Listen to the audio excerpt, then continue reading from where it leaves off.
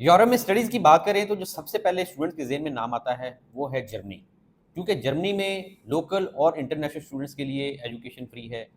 वहाँ पर आपको फीस नहीं पे करना होती और बहुत सारी फैसिलिटीज़ आपको वहाँ पर मिलती हैं। लेकिन फिर भी जर्मनी आपको 40 लाख रुपए के करीब कॉस्ट करता है, क्योंकि ट्यूशन फीस के अलावा और भी बहुत सारी चीज़ें हैं जिनको आपको देखना पड़ता है। वो कौन-सी चीज़ें हैं, आज हम इस वीडियो में डिस्कस करेंगे। इसके अलावा अगर आप जर्मनी नहीं अफ़ोर्ड करते तो और कौन-से ऑप्शन हैं जो कि आप यूरोप में ले सकते हैं, इनके ऊपर भी बात करेंगे। सो वीडियो आप आखिर तक देखिएगा ताकि ये सारे पॉइंट्स आपको समझ आ सकें और कोई पॉइंट आपका मिस ना हो जाए, स्किप ना हो जाए।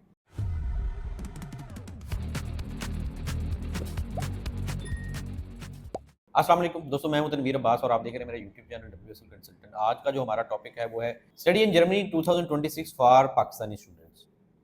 वीडियो में मजीद आगे बढ़ने से पहले अगर आपने हमारा चैनल सब्सक्राइब नहीं किया तो वो भी कर लें ताकि आने वाले दिनों में जो भी वीडियोस आएंगी वो आपको टाइम से मिलती रहें। और अगर आप इंटरेस्टेड हैं, अप्लाई करना चाहते हैं या किसी किस्म की भी इंफॉर्मेशन लेना चाहते हैं तो आप हमारी टीम के साथ रब्ता कर सकते हैं। जर्मनी में स्टडीज़ को प्लान कर रहे हैं तो आपको पता होने चाहिए कि क्या बेनिफिट्स हैं और क्या वहाँ पर ड्रॉबैक्स हैं।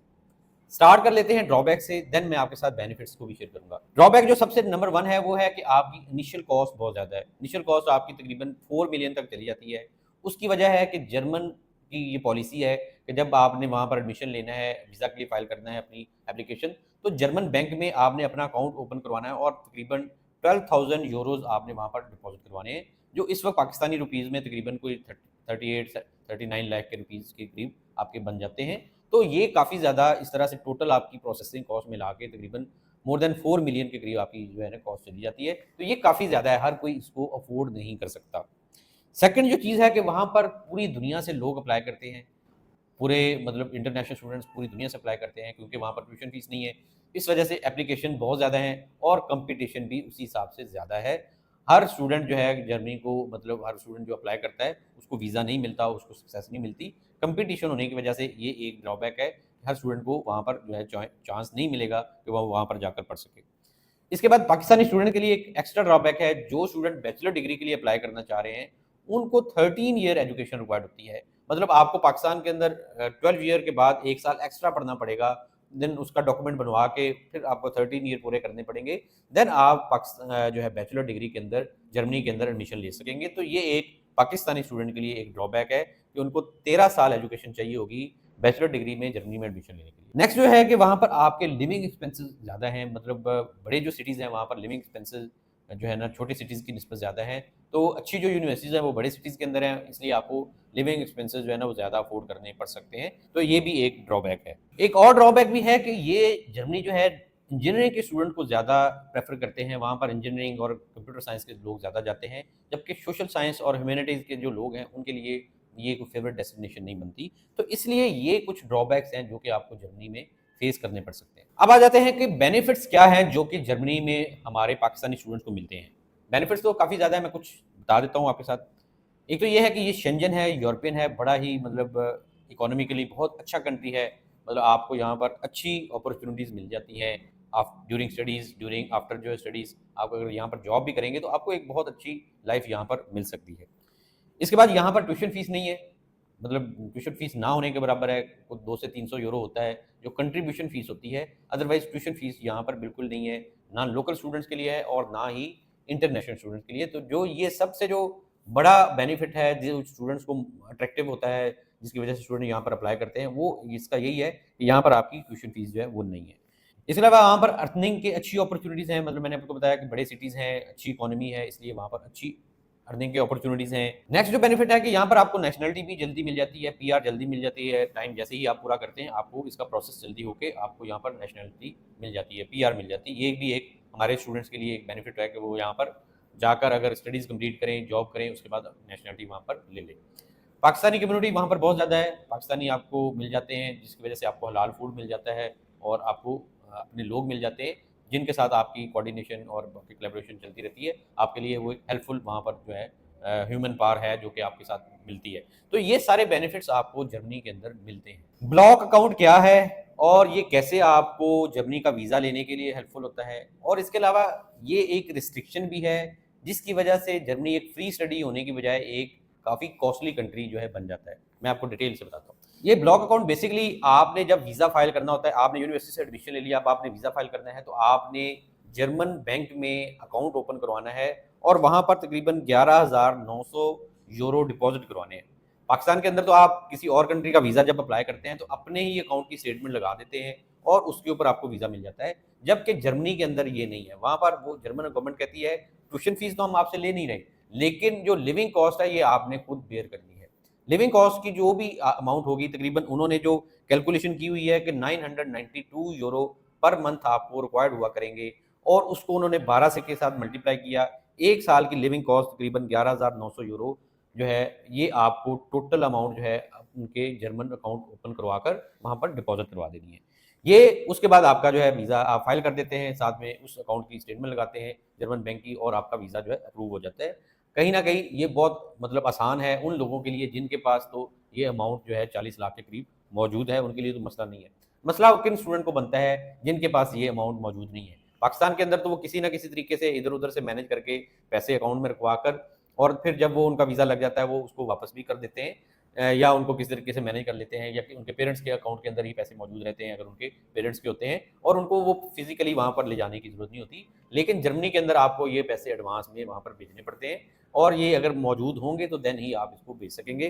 तो ये उन स्टूडेंट्स के लिए तो ईज़ी है जिनके पास पैसे हैं, लेकिन उन स्टूडेंट के लिए मुश्किल हो जाता है जिनके पास ये अमाउंट मौजूद नहीं है। इसलिए जर्मनी जो है फ्री कंट्री नहीं रह जाता, क्योंकि ये पैसे आपने एडवांस में वहाँ पर डिपॉजिट करवाने। जर्मनी में एडमिशन की रिक्वायरमेंट जो है वो बड़ी सिंपल है। यहाँ पर 2+2 वाला भी अप्लाई कर सकता है, जिसने इंटर किया वो भी कर सकता है, जिसने बैचलर किया वो भी अप्लाई कर सकता है, मतलब हर तरह की एजुकेशन चाहिए होती है। लेकिन अगर आपने बैचलर के लिए अप्लाई करना है और आपकी एजुकेशन जो है इंटर है, मतलब 12 आपने पास किया, तो देन आपको उसके साथ 1 साल और ऐड करना पड़ेगा। 13 ईयर एजुकेशन जो है मिनिमम वहाँ पर आपको चाहिए होगी, देन आपको एडमिशन मिलेगा। इसके अलावा एक और जो चीज़ है जो कि आपको ख्याल रखनी है वो ये है कि यहाँ पर जो हमारा ग्रेडिंग सिस्टम है, यहाँ पर अगर पाकिस्तान के अंदर जो सबसे ज़्यादा सीजीपीए होता है वो 4 होता है, जबकि जर्मनी के अंदर सीजीपीए हाईएस्ट जो सीजीपीए है वो है 1 है। तो अगर वहाँ पर 4 जो है वो कम है और 1 सबसे ज़्यादा है, जबकि पाकिस्तान में 4 सबसे ज़्यादा है और 1 जो है वो सबसे कम है। तो इसलिए यहाँ पर आपको इक्विवेलेंसी बनानी पड़ती है। एक यूनी असिस्ट के नाम से एक इदारा है, वहाँ पर आप अप्लाई करते हैं, वो आपकी ग्रेडिंग जर्मन के हिसाब से कर देते हैं, देन आप वहाँ पर एडमिशन के लिए एलिजिबल हो जाते हैं। तो पाकिस्तान के अंदर जो आपका सीजीपीए होगा उसको जर्मन सिस्टम के तरह से कन्वर्ट कर देंगे, देन आपका सीजीपीए उसके हिसाब से कैलकुलेट हो जाएगा। तो इसके अलावा बाकी जो मैंने आपको बताया कि 2+2 और ये सारे लोग भी अप्लाई कर सकते हैं और डिग्री वहाँ पर जो है आपकी बैचलर भी हो रही है, बैचलर के लिए भी स्टूडेंट जा रहे हैं, मास्टर के लिए भी जा रहे हैं, सारी डिग्रीज़ के लिए वहाँ पर जो है वो जा रहे हैं। अब बात कर लेते हैं कि जी जर्मनी की वीज़ा रेशो कैसी है और यहाँ पर अपॉइंटमेंट का सिस्टम जो है वो कैसा है। देखिए, जो जर्मनी का पहले अपॉइंटमेंट सिस्टम था उसके अंदर ये था कि आप स्टूडेंट्स अपॉइंटमेंट बुक कर लेते थे और जो है उसके बाद अगर किसी स्टूडेंट के डॉक्यूमेंट्स कंप्लीट नहीं होते थे या उसका अभी एक्सेप्टेंस लेटर ही वेटिंग में होता था, तो वो अपॉइंटमेंट जो है वो मिस कर देता था। उसकी वजह से अपॉइंटमेंट का जो है बैकलॉग ही रहता था। स्टूडेंट समटाइम अभी उसका एक्सेप्टेंस लेटर ही नहीं आया, उसने अपॉइंटमेंट बुक कर ली और जब अपॉइंटमेंट का दिन आया उसके पास एक्सेप्टेंस लेटर ही नहीं है और वो अपीयर ही नहीं हुआ एम्बेसी में, तो देन उसका क्या था कि वो अपॉइंटमेंट भी वेस्ट हो गई, प्लस जो है स्टूडेंट्स को जो डिजर्विंग स्टूडेंट होते थे उनके लिए मुश्किलात होती थी, उनको जो है ना रश ही हर वक्त मिलता था। अब उन्होंने सिस्टम को बेहतर कर दिया। उन्होंने ये कहा है कि आप अपने सारे डॉक्यूमेंट्स कंप्लीट करके ड्रॉप बॉक्स की तरह अपनी फाइल सबमिट करवा के चले जाएं। हम वंस आपके डॉक्यूमेंट्स को वेरीफाई करेंगे, आपके acceptance letter each and everything, और देन आपको अपॉइंटमेंट जो है उसकी बुकिंग खुद से देंगे। तो इस तरह से अब रश कम हो गया। अब वो स्टूडेंट्स ही अपॉइंटमेंट ले पाते हैं जिनके डॉक्यूमेंट्स पूरे होते हैं, अदरवाइज जो है बाकी फिर उन स्टूडेंट को रिफ्यूज कर दिया जाता है जिनके अभी डॉक्यूमेंट्स में कोई ना कोई चीज मिसिंग होती है। तो एक तो इन्होंने इस तरह से सिस्टम को बेहतर किया। इसके बाद आते हैं कि वीजा रेशो कैसी है। वीजा रेशो नो डाउट बहुत अच्छी है, क्योंकि आपने वहां पर ब्लॉक अकाउंट के पैसे जमा करवा दिए, फाइनेंशियल आपको पूरे हैं, और उसके बाद जो है ना आपकी मतलब बाकी जो रिक्वायरमेंट है, एक्सेप्टेंस आपके पास है, फाइनेंशियल आपके पूरे हैं। अगर किसी स्टूडेंट का उनका कोई मसला होता है या उनको लगता है कि ये इसने पैसे पता नहीं कैसे मैनेज किए हैं या फाइनेंशियली कमजोर हो सकता है या कल को ये हमारे लिए मसला हो, तो उसको कह देते हैं कि आप नेक्स्ट ईयर के भी 12,000 यूरोज जो है वो जमा करवा दें। तो इस तरह से ये जो है वीज़ा रेशो यहाँ पर बड़ी अच्छी हो जाती है। अगर मतलब वो भी जमा करवा देता है तो उसकी अच्छी हो जाती है। एक और अपॉइंटमेंट के अंदर एक बेनिफिट है कि जिन स्टूडेंट्स का CGPA 3.7 से ज़्यादा होता है उनको वो प्रायोरिटी पे अपॉइंटमेंट जो है वो दे देते हैं। तो इस तरह से ही जो है अपॉइंटमेंट और वीज़ा रेशो यहाँ पर जो है जर्मनी के अंदर ये वाला सिस्टम। अब बात कर लेते हैं कि जर्मनी के अंदर लिविंग एक्सपेंसेस आपके क्या होंगे और यहाँ पर पार्ट टाइम जॉब किस तरह की आपको मिल सकती है और कितनी अमाउंट पैसे आप यहाँ से अर्निंग कर सकते हैं। लिविंग एक्सपेंसेस यहाँ पर आपके डिपेंड करता है आप किस सिटी में रह रहे हैं और किस तरह का लाइफस्टाइल जो है वो जी रहे हैं। अगर आपका लाइफस्टाइल बहुत ज़्यादा हाई फाई किस्म का है तो देन आपकी नो डाउट कॉस्ट भी ज़्यादा होगी। लेकिन अगर आप मैनेज करके चल रहे हैं तो आपका 400 यूरो से लेके 1000 यूरो तक की आपकी कॉस्ट आ सकती है, depending on your city and your lifestyle. इसके ऊपर आपका ये फ़र्क आएगा। मिनिमम आपका 400 यूरो, अगर आप छोटे सिटी में रहते हैं और मैनेज करके भी चलते हैं तो 400 यूरो तक हो सकता है आपका गुजारा। लेकिन अगर आप हाई फाई सिटी में रहते हैं, महंगे सिटी में रहते हैं, तो आपका 1000 यूरो तक भी आपकी कॉस्ट आ सकती है। इसके बाद पार्ट टाइम जॉब्स हैं, वो भी आपकी छोटे शहरों के अंदर कम होती हैं। लेकिन अगर आपको जर्मन लैंग्वेज अच्छी आ जाती है, आप अच्छे से कम्युनिकेट करते हैं, तो आप छोटे शहरों के अंदर भी अच्छी अर्निंग कर सकते हैं। जबकि बड़े सिटीज़ के अंदर आप जो है आयल्स के साथ या आपकी जो इंग्लिश लैंग्वेज स्पीकिंग स्किल्स हैं, उनके साथ भी आप आसानी से मैनेज कर सकते हैं। तो जर्मनी के अंदर आपको अच्छी जॉब्स मिल जाती हैं और लिविंग एक्सपेंसेस भी आपके रीज़नेबल हो सकते हैं बाकी यूरोपियन कंट्रीज़ की तरह। अब बात कर लेते हैं कि अगर जर्मनी नहीं तो अल्टरनेटिव ऑप्शंस कौन से हो सकते हैं जो कि यूरोपियन हो, शेंजन हो। देखिए, अगर जर्मनी के अंदर आप कॉस्ट अफोर्ड कर सकते हैं, 40 से 45 लाख के दरमियान आपकी कॉस्ट आ जाती है। अगर आप ये अफोर्ड करते हैं, इसके बाद आप आर्ट्स वगैरह भी कर सकते हैं, आपका अच्छा सीजीपीए है, तो देन जर्मन बहुत अच्छा है, जर्मन यूनिवर्सिटीज़ बहुत अच्छी हैं। लेकिन अगर आपको लगता है कि आप ये सारी चीज़ें नहीं कर सकते, तो देन और भी यूरोपियन अच्छे ऑप्शंस हैं, जिसमें इटली आ जाता है, जिसमें ऑस्ट्रिया आ जाता है, जिसमें चेक रिपब्लिक है, जिसमें फ्रांस है। ये सारे ऐसी कंट्रीज़ हैं जो कि आपको विदाउट आर्ट्स भी एडमिशन देते हैं और कॉस्ट भी यहाँ पर जो है वो बहुत ज़्यादा नहीं है। इटली के अंदर सिर्फ 3 से 4-5 लाख की कॉस्ट है, ऑस्ट्रिया के अंदर 7-8 लाख रुपए की कॉस्ट है, चेक रिपब्लिक के अंदर आपकी 10 से 12 लाख रुपए की कॉस्ट है और फ्रांस के अंदर भी आपकी लेस देन 1 मिलियन यानी 10 लाख से नीचे-नीचे की कॉस्ट है। तो ये सारे ऐसे कंट्रीज़ हैं जो कि आपको विदाउट आइल्स भी एडमिशन देते हैं और यहाँ पर आपका कोई एक्स्ट्रा, आपको बहुत ज़्यादा एक्स्ट्रा जो है कॉस्ट भी नहीं है। लेस देन 1 मिलियन आपकी कॉस्ट आती है, उसके अंदर आपका वीज़ा लग जाता है और यहाँ पर आपको ब्लॉक अकाउंट भी नहीं खुलवाना। आपने स्टेटमेंट लगानी है, अपनी लगाएँ या किसी स्पॉन्सर की लगाएँ, आपका उसके अंदर मैनेज हो जाता है। अगर आप अल्टरनेटिव ऑप्शन के बारे में मज़ीद जानना चाहें, तो आप हमारी टीम के साथ जो है राब्ता करके डिटेल ले सकते हैं। अब बात कर लेते हैं कि क्या हम जर्मनी को डील कर रहे हैं? नहीं, अभी हम जर्मनी को डील नहीं कर रहे। आने वाले दिनों में हो सकता है हम इसको प्लान कर लें और डील करना शुरू कर दें, लेकिन अभी नहीं है। इसलिए जो स्टूडेंट्स अगर जर्मनी की इन्फॉर्मेशन लेना चाहें, तो वो जो है ना खुद से ही उनको करना पड़ेगा। हम जर्मन को डील नहीं करते। तो ये एक मतलब डिस्क्लेमर टाइप की बात है कि हम सिर्फ अभी जो ये वीडियो बना रहे हैं, ये इन्फॉर्मेशन पर्पज़ है।